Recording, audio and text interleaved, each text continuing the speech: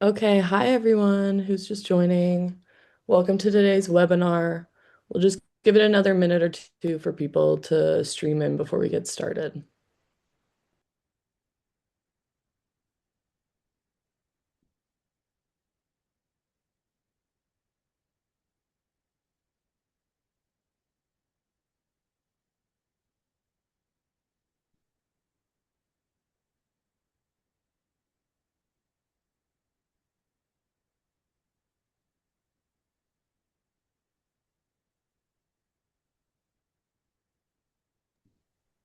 Okay, it looks like we're ready to go.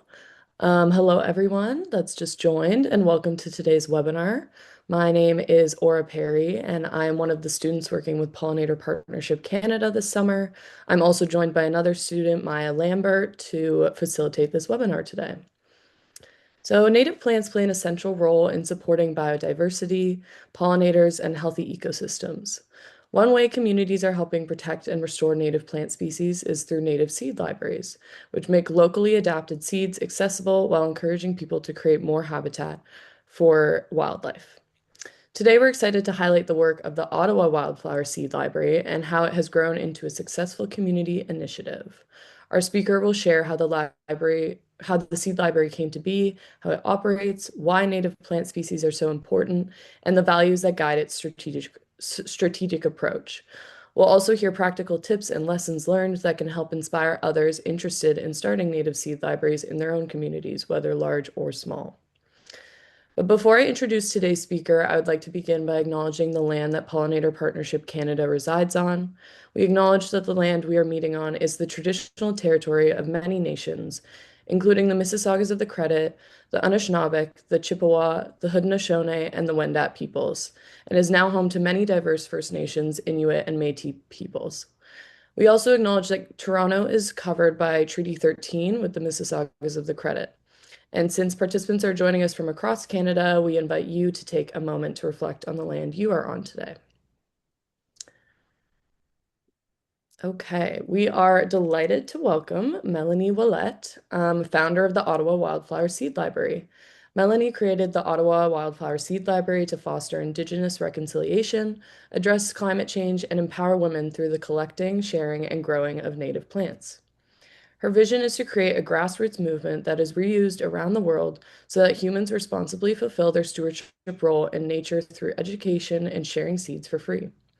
Melanie is the 2023 recipient of the Ecology Ottawa Active and Accessible City Award, given to a member of your community that works to improve urban quality of life and inspires you and your community to advocate for an accessible, sustainable, livable Ottawa.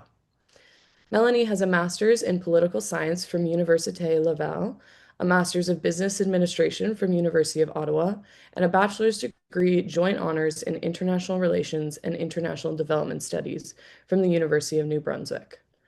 She worked for the federal government for Natural Resources Canada and Library and Archives Canada in policy, programming, and communications on various issues. She also has experience working with Indigenous communities. Her current job is Manager, Strategic and Operational Planning at Engineers Canada, where she is responsible for consultations, risk management, planning, and reporting. She was previously Manager Qualifications in the same organization, where she developed national guidelines to foster harmonization across provincial and territorial engineering regulators.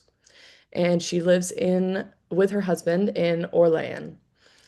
And in just the 2024-2025 season, the Ottawa Wildflower Seed Library, under Melanie's leadership, distributed more than 100,000 free native seed packages, representing 265 different species to nearly 5,000 community projects, schools, and individuals.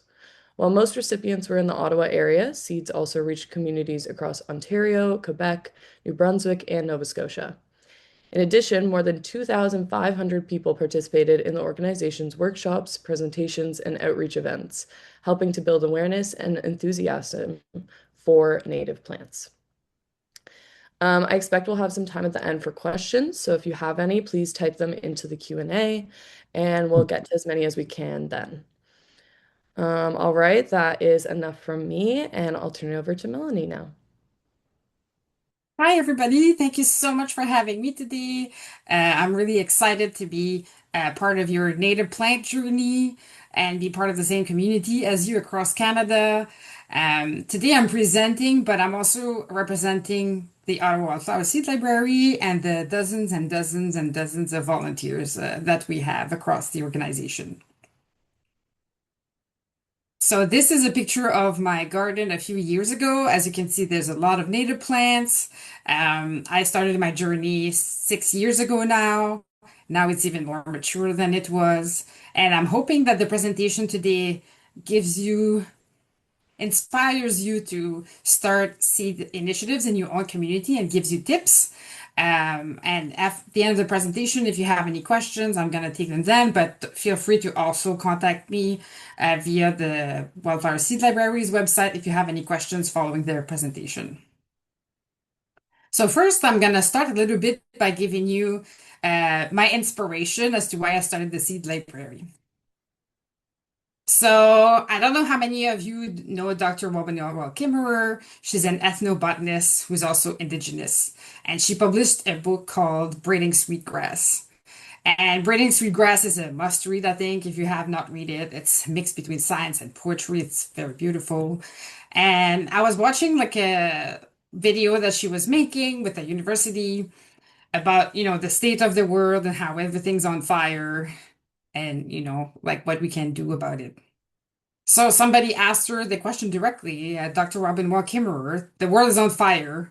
What can we do to fix it? And she said something that stuck with me. She said, list your talents and do what you're passionate about. And so in 2020, in May, I had planted my first native plant, which you can see here in the picture. This is spotted joe pie weed. And I saw how much joy it brought me, and I wanted to share that joy with other people and how interconnected it was with, pollinators and all the beings in my yard. And so I thought, oh, this is something I'm passionate about. So why aren't people growing more native plants? And I thought of two major barriers. The first one is education. So I started a Facebook group and a website to provide information. And then the other thing I did is start a seed library. So we share native seeds and native plants across, Eastern Canada and more importantly, locally. So I'm going to talk to you a little bit about that later. So I also want to acknowledge my teacher that I have. His name is Matthew Oliver, and he's a Red River Midzi.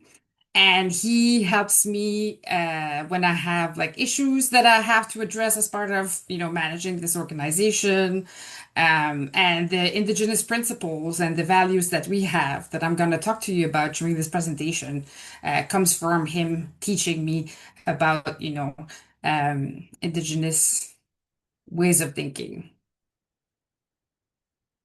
And this is my, little land acknowledgement that I have here, because typically people make a land acknowledgement, and I thought, why don't I just say what my commitment is to reconciliation? Maybe that could be an appropriate way of doing it. So, I don't know how many of you are familiar with the seventh generation principle, but it's the idea that you have ancestors that came before you, and there's going to be other people after you, and the decisions you make impact, all of this ecosystem.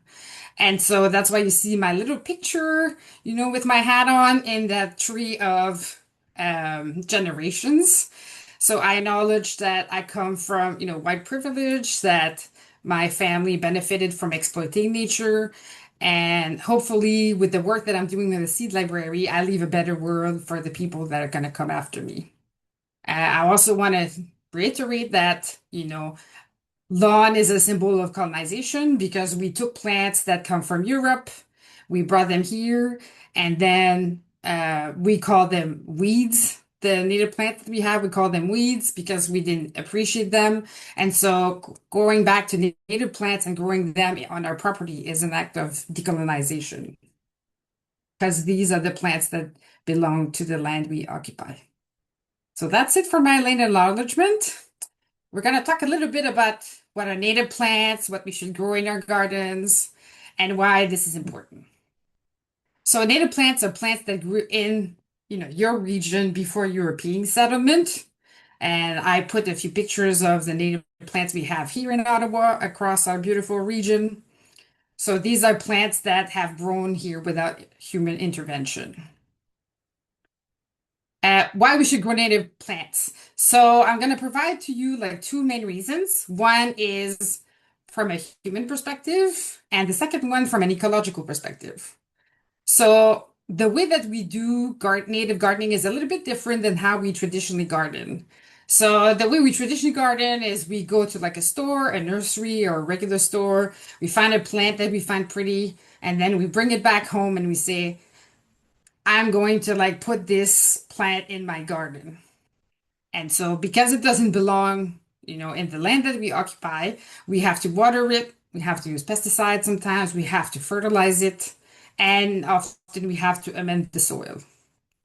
So the way that we do native plant gardening is we spin it a little bit around and we ask ourselves first, what type of ecosystem do I have in my backyard? So do I have sunny? Do I have shade? Do I have wet? Do I have dry? And then once we've identified the conditions that we have and the type of ecosystem we have, then we select the plants. So by selecting the right plants for the right conditions, you don't need to use fertilizers, pesticides, or watering once they're established. So these are really low maintenance plants. All you have to do is weed a little bit here and there, but after your garden is established, there's not much to do. For example, we had a drought last year in Ottawa, and I never had to water. My plants were fine the whole summer. So now I'm going to provide to you a little bit of information on why native plants are crucial from an ecological perspective. So as you know, plants and wildlife have been co-evolving for thousands of years. So an example I can give is, the bees emerge in the springtime and then the native trees bloom at the same time. So the native trees get pollinated and the native bees get food. So if you introduce trees that bloom in the summer, for example, then that cycle is kind of off and then you're not feeding the right things at the right time. Another example is the red columbine. So that's a beautiful red plant that we have here in Ontario. And, as you know, hummingbirds migrate from southern US to Canada. And as they migrate onto Ontario, this plant start blooming at the same time as them. And that plant matches exactly the length of the beak of a hummingbird. So it's made to be pollinated by them. So they bloom at the same time as the hummingbird arrives. So the hummingbirds get some food when they arrive in our region, and then the plant gets pollinated. So it's again a win-win. And there's like, lots and lots and lots of examples. This is just a few for illustrating my point. What's been happening is we've been importing, plants from Asia and Europe. And also we've been modifying some of those plants to present different characteristics faster than our insects can adapt. And so what's been happening is all these plants are coming from away, and then they, from generation to generation, they don't have the time to adapt. If we look also at this life cycle here, I'm sure many of you have heard that the monarch butterfly relies on milkweed to feed its babies to survive. And so what that means is, the caterpillars depend on specific chemicals present in specific plants, in this case, milkweed, to be able to feed their babies. And so if you don't grow that plant, you can't get monarch. So what happens is when butterflies get at the adult stage, like monarchs, they become generalists and they can feed off pretty much any plant. But if you don't grow the plant that their babies depend on, you're not supporting their full life cycle. So by growing native plants, we actually support the full life cycle of the pollinators instead of just when they're adults. So growing native plants is a way to reestablish that relationship in the ecosystem. So to know whether a plant is native or not, so in Canada, we have a database called VASCAN, so the database of vascular plants of Canada, and that will let you know if a plant is native to your province. It's a peer-reviewed database, so it's made of researchers and institutions and things like that, so you can trust it. And it's helped us also distinguish, what we accept or not, because there's different um, lists of plants that are native, depending of the author or not. It varies. So for us, we said Vascain is the resource we use. It's peer reviewed, and it's really good. So basically, what you do is you go to Vascain, you see like name search here. So you just hit the name, you just put the name that's either the common name or the Latin name. I prefer to use the Latin name because the common name sometimes varies. So I'll Google the Latin name of a plant first and then put it in here. So once you click search, it's going to let you know through this map um, what's native, what's introduced, and what's extirpated. So in this case, the plant that I put in is native to all of Canada, so it's in green. When it's introduced, it's shown as orange.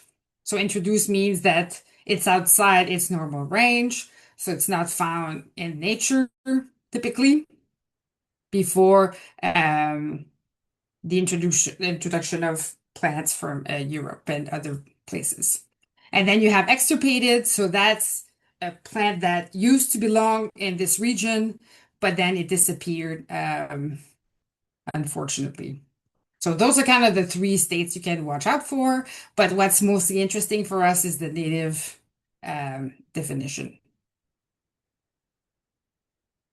Sorry, that went by a little too fast for me. I don't know what happened here. Again, sorry. So the next slide here is to talk about cultivars. Cultivars are short for cultivated variety. So those are plants that have been altered to present different characteristics than what you might typically find sometimes in the wild. So in this case, like this is the straight species that we find in Ontario. So it's Phlox subulata. And as you can see, it's a beautiful purple color with a nice center here. So a company decided to modify this plant to make it bloom longer and change its color and make it shorter. So in this case, they call Phlox subulata Scarlet Flame. So Scarlet Flame, the name in quotation mark is actually the trademark name of that plant created by the company. And it presents as this pink, intense pink. So this is the cultivated variety or cultivar. So you can recognize, cultivars typically by looking at quotation marks and then seeing, if there's a trademark name there. If not, typically it's a native plant. So if it just says like the Latin name, typically you can trust that it's a native plant. So for us, we don't accept cultivated varieties because we want to preserve the genetic integrity of the seed collection. And also those plants belong to companies, and therefore you cannot legally share them. So if you're trying to start a seed initiative, it's better for the environment if you keep it to the straight species. And it's also like a legal requirement that you don't share cultivated varieties. So it's a good policy to have. So how we make sure that people only give us the straight species, we have this plant and seed donation form that you can copy and paste to use for yourself if you want. What we do is we ask people to give us the common name, the Latin name, where they bought the plant, and then if they harvested in the wild, where they harvested. I would say that we typically don't have any issues with this form. Usually people have common name, Latin name, and they bought it from a trusted nursery, so that goes really fast when we are assessing them. What's really interesting is I find that this form really serves as an education tool because once you ask people to identify the Latin name, if they're just starting their gardening journey, they're not going to really have it or they're going to want to know why and things like that. So this is when you can introduce the discussion about cultivated varieties and ensuring genetic integrity of the collection. And then people learn through that mechanism. And that also is really great for that to build, capacity within your community to give seeds. And also, like if you're using it, you have to destroy the personal information after you've used it. So I'm going to talk to you a little bit about, how the seed library was born, what's our vision, what's our value, and what type of impact we've had so far. So our vision is to inspire communities to build interconnected, ecologically robust native plant habitats, one plant, one person at a time. And to me, like you are part of this conversation today too. You are part of this community that we are trying to interconnect with and creating interconnected habitat. So thank you for coming today and listening to this presentation. Our three main values are ethical, reciprocal, and empowered. So the first one is ethical. So we have ethical harvesting guidelines. We encourage people to only get seeds from trusted nurseries. So nurseries that disclose where their seeds come from and they don't go and pillage whatever we have in the wild. And so ethical is really important to us. Reciprocal. So the reason why it's a seed library and not just like a seed giveaway is because we are trying to communicate and embed in people the sense of reciprocity and responsibility toward the community. So responsibility in the sense that, the seed library has given you free plants and free seeds. We, as a member of the community, expect you to give us something back in return so we can continue this wheel of goodwill, if you might say. Um, so the idea is to be reciprocal, and that's why we call it a seed library. And finally, empowered. So that's about giving people information. And we believe that when people have better information, they make better gardening decisions. So it's all about sharing scientific knowledge and, evolving our knowledge as we go and cultivating a scientific humility. So this has been our more recent impacts. I'm going to go fast because you already heard about this. So, 1,000 community projects, schools, and individuals received free seeds last year. This is the amount of free seeds that we mailed to individuals. So these represents like envelopes. So that's a big workload, to say the least. All in Ontario, Quebec, Nova Scotia, and New Brunswick. We get 365 different species. And we also supported a lot of community projects and we give, a lot of presentation and things like that. So this is the impact that we've had last year. And now I'm going to talk to you a little bit more about how you can start your own local seed initiative and hopefully give you some tips, inspire you maybe through this presentation. And as I've said, feel free to ask any questions at the end or you can contact me afterwards. So here's what I learned so far, having been, in this organization for 6 years now. So the first thing I want to stress is don't let perfection be the enemy of good. I think the most important risk for climate change right now is the fact that there's people that care that are discouraged. I think the worst thing we can do is think, oh my God, this needs to be perfect, and I don't know how to do perfection. I don't have all the knowledge. I don't have all the skills. I don't have all the abilities. So I'm not going to do anything. So what I'm hoping that you take away from this presentation today is there's some small things you can do to start and build on that, build on your confidence, and then add more things as you go along. But the important thing is not to let perfection be the enemy of good. What we've done also, and I don't know for you, but living in Ottawa, there's a lot of committees, that we have to support and things like that. So nobody wants to volunteer and be on committees. And so what we've done instead is we focus on tasks instead of creating a perfect structure. We do have a board because legally we have to, but we don't have any committees. We just have tasks. So if you're good at doing IT stuff, you're in charge of IT.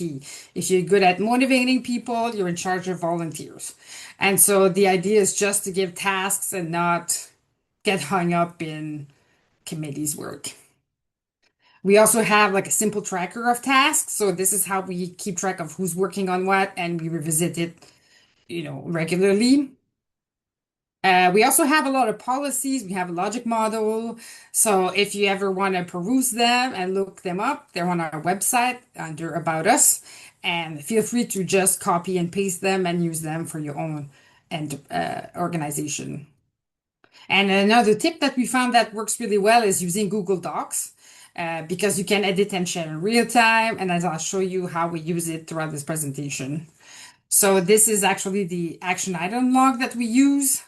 And this is where you can find all of our organizational policies and corporate document on our and About Us webpage.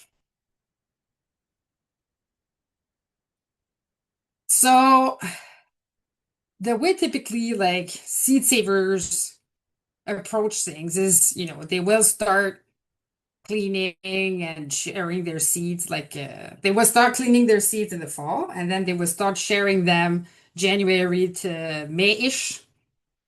It's a little bit different because we are doing native plants. So native plants are used to grow without human intervention, and they also have adapted to our climate by growing this like protective shell around them. And that protective shell really helps them get through our harsh winters. But that also means that for them, they need to go through spring, freeze, and thaw cycles to be able to germinate. So that breaks up the little protective shell and then they can germinate. So they have to go through springtime. So because of that, what we do is we do what we call like winter sowing. So winter sowing is leaving pots outside and letting nature does do its thing until like things like will sprout in the spring. So because we winter sow, we have to give our seeds in the fall and in December-ish. So this is when we give our seeds away because we need people to be able to winter sow in January, February, and March typically. And we start collecting and packing seeds as the seeds are ready. So I already have seeds in my fridge right now and in my pantry. So, we started getting seeds like I would say May, June, but most of the ones that we're gonna get is gonna be like in September, October, I would say. And then what we do is once you've done like your winter sowing, as I've mentioned, your seeds are gonna sprout in the springtime. So basically what we do in the summertime is we have what we call our plant giveaways. So we meet in a park, we line up all the plants by condition, and anybody can show up and grab as many plants as they want. So we've had like successfully like attracted like 250 people this year at one event, 175 at the next one. So they're pretty popular, and it's a great way for somebody to start if they don't know anything about native plants because you already have a plant. And what we do also is if you're dividing plants that you already have, we put them in water because water will wash the root system down, and then we make sure we don't spread like invasive earthworms and things like that. So that's what happened in the summer.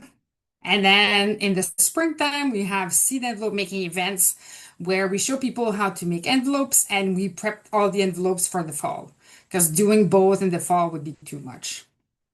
So what I'm going to show you for the next slides is, you know, following Mother Nature, what to do during each season. So in the fall, as I mentioned, we collect and pack seeds. This is a kit that we've been giving to our seed packers for the last few years. Envelopes that are pre-made, tape, rubber bands. We have a spoon system, tiny, medium, large spoon. And then we have a shot glass. So you basically put the seeds in the shot glass and then you spoon it out. Then you put it in an envelope and you put some tape. And then we have a tape dispenser that we also provide. So you don't need to have something fancy like that for your stuff. It's just where we've evolved currently, but that's typically what a seed packer will need to use. So if you're interested in learning more about when to harvest and how to harvest seeds, you can go to like our catalog. You go to the search by plant name, then you click on it, and then it's going to show you like sowing information and harvesting and seed sharing information. And you're also gonna get the seed envelope label that you can put on the seed packages. So you don't need to reinvent the wheel, just reuse the labels. And if you need more created, you can always contact us and we can add to that list. This is how we've been organizing the seeds for the last few years. This is a few years ago, so now it's my basement is full of them now. So this was a few years ago. But as you can see, these are the tiny boxes where you put each species in. And then they're organized by condition. So you can see sun to part shade at here, medium, and then wet plants here. And then we have them also like this is shade, this is vines and shrubs, and dry and full sun. So what we use is paper envelopes, the ones that I've shown you, unless they're mostly like spring ephemerals. Those ones need to be kept moist and cool, and we're experimenting with vermiculite to see if that's working well. To store your seeds, you need a dry, cool spot. I've used dehumidifiers and air purifiers, but these are optionals. And in case you want to keep your seeds for more than one season, the way to do it is you make sure they're dry and then you put them in the freezer in an airtight container. So a mason jar, for example. So something that doesn't allow moisture in. So again, as I've shown you before, sorry. And, as I mentioned, what we do is we put them in little like boxes like this. So these are like tool boxes that you'll find at Canadian Tire, for example. You don't need to be that fancy, but the reason why they're made like this is because they are weather resistant. If you want to have like an event outside, it protects the seeds and they pile up nicely. So we found that this option really works well for us. We've organized the seeds by conditions, as I mentioned, like part sun dry, medium wet, shade, vines, shrub, and trees. So when you come to our events, you think of the conditions of your garden. For example, if it's sunny and dry, then you go into the sunny dry section, and all the seeds on that table are gonna work in your environment. So at the events, we are set up by condition, just like I was in my basement. So as I mentioned, people can just go to the right table, and then all the seeds in that section works for them. Oops.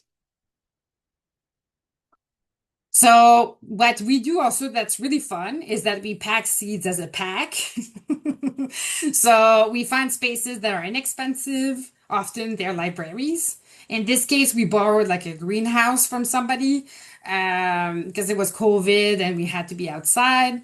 So find spaces that are inexpensive, because things can get messy a little bit, with the fluff, flying around, things like that. So you want to make sure that, it's a spot that can be accommodating of that.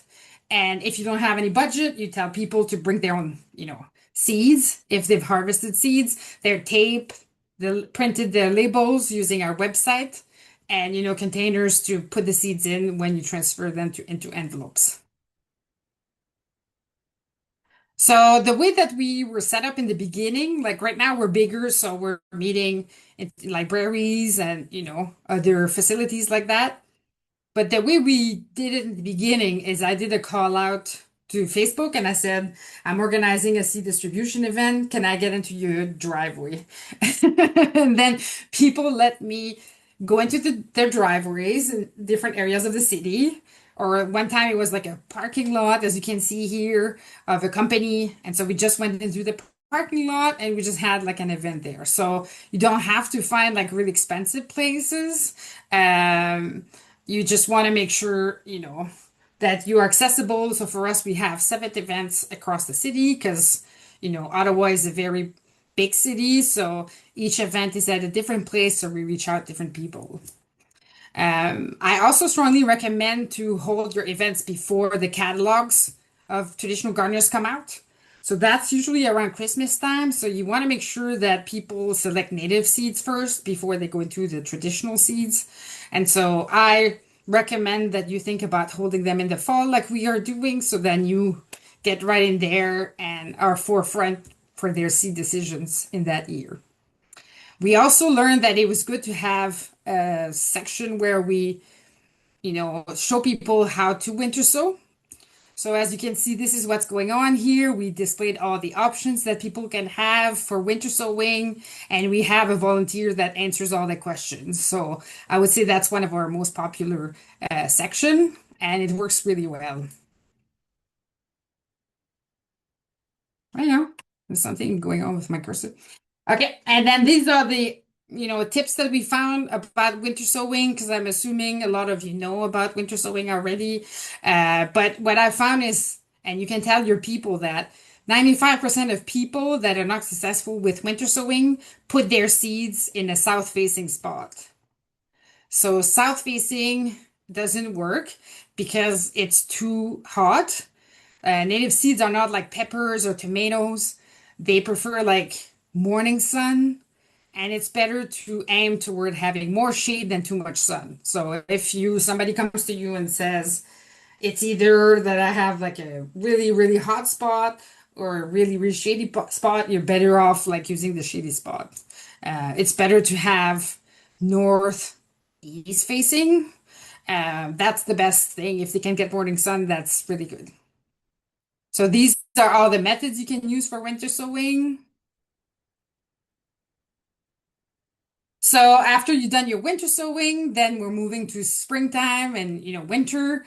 And this is the time where we make our own paper envelopes. So we invite people to come, meet us at our events and we make envelopes together. So it's a good way to teach people how to do it, but also like it's also like good to for you to have that done before the fall hits.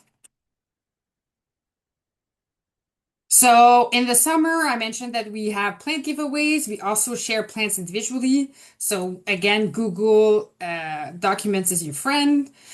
So if you want, you can copy and paste this. This is a free seedling and plant exchange list. So people list the plants they're offering it and in which neighborhood.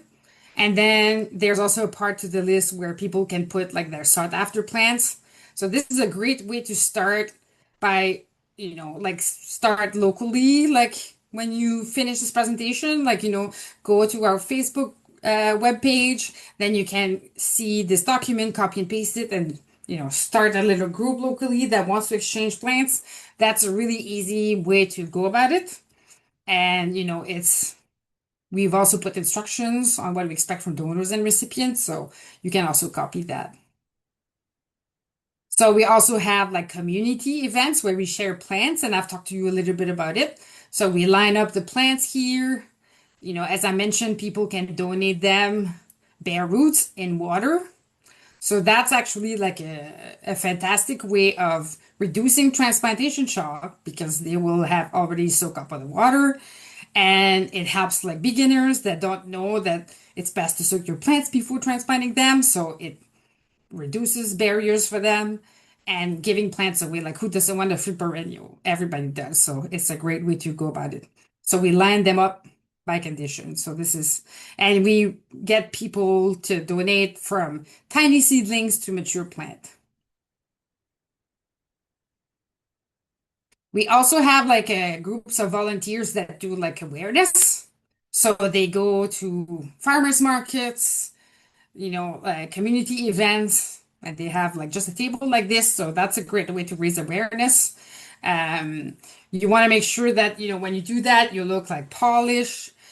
We make presentations like I'm doing today to everybody that is interested and want to learn about native plant gardening. We also attend like farmers markets, as I mentioned, schools. We do a lot of school presentations. And we also like, that's another tip also for you. Like when you organize events, you can ask your local counselors to add your events to their list. And so that's also a good way to promote like your events.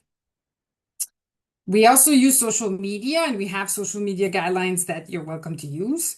As I mentioned before, we focus on science, we minimize opinions, and we assume good intentions and that people are participating in good faith.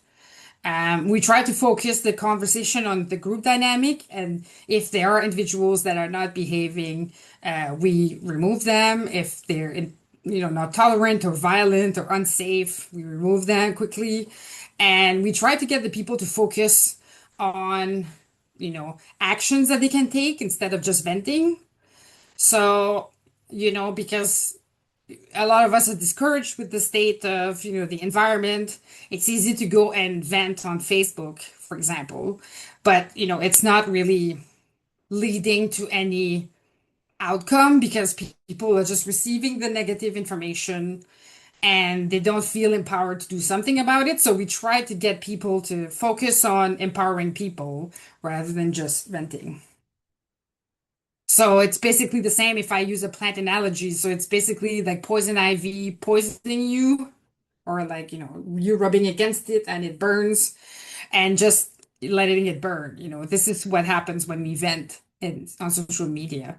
But, if you take jewel weed and you take the medicine, which is the action you can take with that information, then you can heal and grow as a community. So your role as a leader, you're going to see that as you're leading people, a lot of people will come to you with knowledge, skill, but also like they want to do something, but they don't know what to do. And I see my role as a power transformer, as a leader. So you're taking a bunch of energy and you're making sense of it. And making sense of it means focusing people on an impact that they can have for the organization. And so if you're coming to me and you go with database, I'm going to put you on the catalog. If you like to watch TV and you want to stay home because you're an anxious person that can't get out, but you still need your work hours, for example, for community service, or, you're a teenager, then I'm going to put you on packing seed. So you know, the idea of a leader is to get to know your community and the people that gravitate around helping you, and then focusing them on an impact you need for your organization. And, managing volunteers, it's all about giving the right task to the right people. I find that if you give the right task to passionate people, you're not gonna have to um, watch over them, to make sure that they do the right thing because they're passionate, they're gonna deliver for you. As a leader, you don't need to know everything. You just need to find the right people that know in the right areas. So don't put too much pressure on yourself to be an expert. Just make sure that you surround yourself with people that are experts in their areas. Trust the web of relations. So that's indigenous concept, whereas we are all interrelated. And so we are interrelated with the environment too. And when somebody needs something in that web of relation, other people will react. And so I found that every time I've needed help with this project, that is the seed library, and I've put it out, to the community and said, I need some help with this. I always get exactly what I need. I don't get more people or less people. I just get the right amount of people that I need or the right amount of resources. We've been giving free plants and free seeds since the beginning of this, and we've always made a profit at the end. A little profit, but a profit nonetheless. So the idea is trust that people around you are going to help you when you need it. Focus on intentions, what are people's intentions when you're working with them, and not necessarily the words that they're using. I try to explain, by focusing on this task, this is the impact you're going to have on the organization and on the community. So if you focus on that, they are going to feel inspired and they're going to give them the best that they can from themselves. And so, again, you're not going to have to watch over them because they're going to want to do real good. Ask for feedback. You are there to co-create with people, with the seed initiative. And, a few times a year, we have events where we thank our volunteers. We have a potluck and we gather everybody and we say thank you for everything that you've done for us. They hang out together. It's a big love fest. And we really like them, and it gets people going. As a leader, as I mentioned, you don't need to know everything. Be patient with yourself because sometimes you don't know everything or you're going to learn as you go. So, you know, taking time to learn about the land and healing the land takes, you know, it's a big amount of responsibility, and therefore it takes a long time to understand what it means, how you can contribute, and what you bring forward to the team. So what I did also is I set a space in my home that I clean the seeds, pack the seeds, and store the seeds. And you try, not to keep fresh seeds the whole year. We keep some that don't need cold moisture edification, but all the rest find homes for them because I don't want to have to deal with all the seeds like all year because that's gonna drive me crazy. And also, we want people to have fresh seeds. So no long-term storage for mental health, no long-term storage for the quality of seeds. So win-win. And you want to make sure, don't kill yourself right from the get-go. This is a marathon. This is not a race. So the little turtle at the bottom, like she won over the rabbit. So be the turtles. And so, as next steps for you, do what you can with what you have. Like it's better to do a little something than being paralyzed and not doing anything. You can start collecting seeds locally. We're starting, you can go on our catalog, make an extraction, and it's going to tell you which month to harvest what. So you can start with that and then select the seeds you want to harvest. Start with what you have. Reuse our documents. I'm happy to send them to you. They're available on our website, but if you have questions, I'm happy to help you individually. And if you are interested in getting seeds from us, we'll start mailing them for free starting December 26th. So that's it for my presentation. This is how you can join our community, and this is part of our volunteers that we have. So that's it for me. Thank you for listening. Thank you, Melanie, for such an inspiring presentation. It was incredible to hear how the Ottawa Wildflower Seed Library has grown and how the impact it has had by making native seeds accessible to thousands of peoples and communities. Your insights into building and operating such a successful seed library alongside the advice you've shared will no doubt be valuable for everyone interested in starting a similar initiative. All right, it looks like we have about 15 minutes remaining. So if anybody has any questions, please drop them into the Q&A little tab down below and we can get going with those. So I'll give you guys about a minute or two. Once we get one or two questions rolling in, we usually get a few more. So please drop them below and we'll get going as soon as we get a few questions.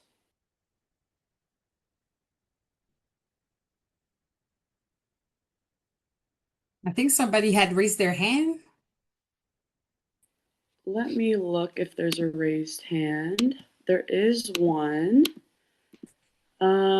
Satya, do you have a question? Your hand's raised in the chat there.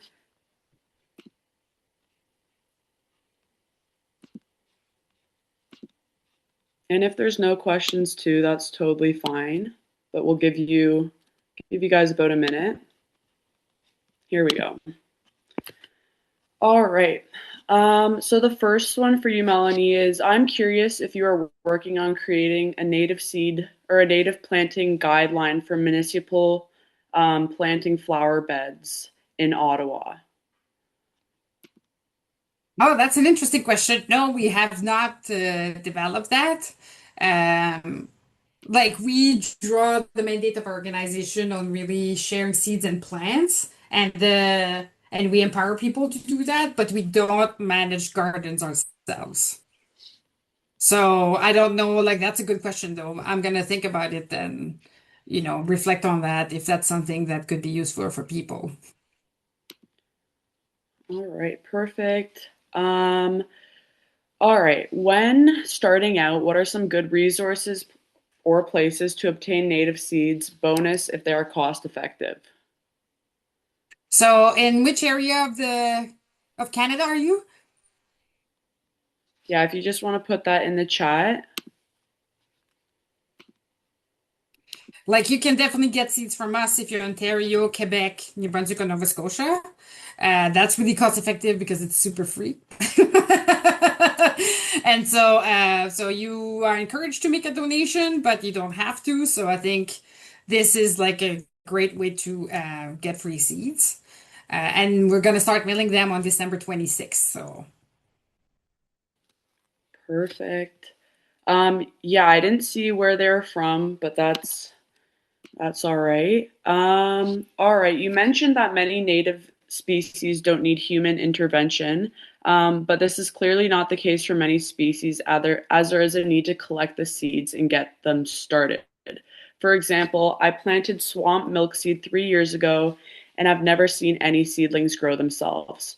I'm wondering if you can elaborate on the humans' roles as stewards of the ecosystem and the need to help these plants grow. Oh, that's a really good question. Um, and I like it also because it's really tied to, I talked about like reconciliation with the land too, and it's tied with that because, you know, as like settlers, we were raised to think that we are removed from nature and that we don't have a role to play. But I think like from an indigenous perspective, we are part of the ecosystem and we have a role to play. So um so you're right, like some species will not self-seed easily. Some will spread by rhizome instead, or use other tactics too. I think the role of human here is to um, manage invasive species, remove like whatever is not native, and also make sure that one species of plant is not going to overcompete the other one and remain balanced. Like, I think as humans, we're here to balance the ecosystem too, to make it more like, um, like trimming the trees, for example, to allow the deer to walk between the trees or things like that. So I think there's a role for humans, and we are part of nature. In terms of the seeds per se, um, it depends on the species. Some species will self so easily, some will not. So the level of intervention will vary. For us, what we do is we put the seeds in, gardening soil to start them off. So I would say that's a level of human intervention, and then we will, keep them moist during the time that they're sprouting and getting bigger. So I would say that's also human intervention. The reason why is because seeds are part of the ecosystem. They have to produce like millions of seeds to get like one seedling or two. And so we're really like helping it out by creating those like mini ecosystems where we baby them a little bit to give them a chance. And some species are threatened or extirpated because they have not had like people keeping um them alive and being in a relationship with them. So I think that's also like something that we have to do. Perfect. All right, we'll continue. There looks like there's five more that we'll do. Um, this one says, how do you ensure that the native seeds that you collect are not cross-pollinated with non-native cultivars? Yeah, that's a good question. So we encourage people like to look around and making sure that there's no cultivars around them, including their neighbors when they donate seeds. But you're right, that's a risk that we have operating in an urban environment. So we do what we can, but it's not something that we have 100% control on, I would say. All right. Is VASCAN applicable only for native species of Ottawa or any other provinces? Any other provinces? Perfect. All right. Jenna says, I'm in Calgary. She's a parks ecologist with the city of Calgary, but we actually got a greenhouse this year, so we are trying to propagate our own plants. The growing information would be very beneficial for us. I get that we are not in the same climate, but it would still help. So maybe I think she's asking like where maybe she could get that on your website. Yeah, I'm not. Yes. Yeah, Yes, so we have a lot of similar plants. So I encourage you to go to our catalog where it says like harvesting information. If you I have questions on specific species, like you can drop me an email with a picture and I can tell you if things are ready to be harvested or not. perfect. All right, I see we have two more in the Q&A and there's a few in the chat, so we have some time to do those. If you guys do have some more, try to drop them in the Q&A so we can keep just them in the same place. But we have one here. You guys may have already talked about this, but is it part of your initiative of getting rid of invasive plants as well? And if so, how do you guys go about it? So we just provide information on how to remove invasives. We don't actually do the work. Some of our members do, but it's not in the name of the seed library. We're just focused on giving free plants and free seeds. All right. What do you do when people reach out to you offering seeds from where they live, but don't know where they originated from, and therefore don't know if they are native or cultivars? I assume you turn them down. Yes, most of the time we turn them down. If you go on the catalog, you're gonna see we say if there's a cultivar of that species or not. So sometimes there's no cultivar of that species, so it's okay that they don't know what the origin is. But most of the time they are cultivars, so we don't accept the seeds. Okay.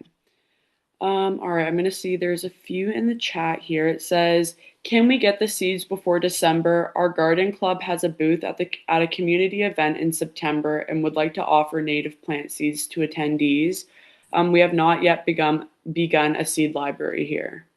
Yes, you can send me an email and I can mail you some. Perfect. Let's see what else we have here.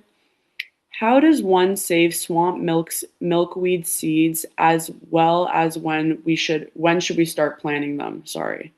Um, Yeah, so yeah, if you go on our catalog, you're gonna just go to swamp milkweed, and then there's like harvesting information and how to sow them. So you would harvest them maybe like I would say probably September, October, and then you would plant them as part of winter sowing in January to March. perfect. All right, looking at the time, I'm going to do a few more questions.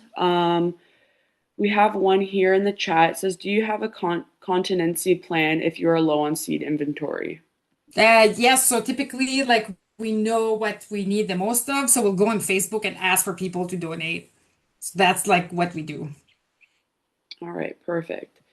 I'll do two more. It says, "What, if anything, would you have done at the start of the library?" And then, based on your experience, what would have you done differently at the start?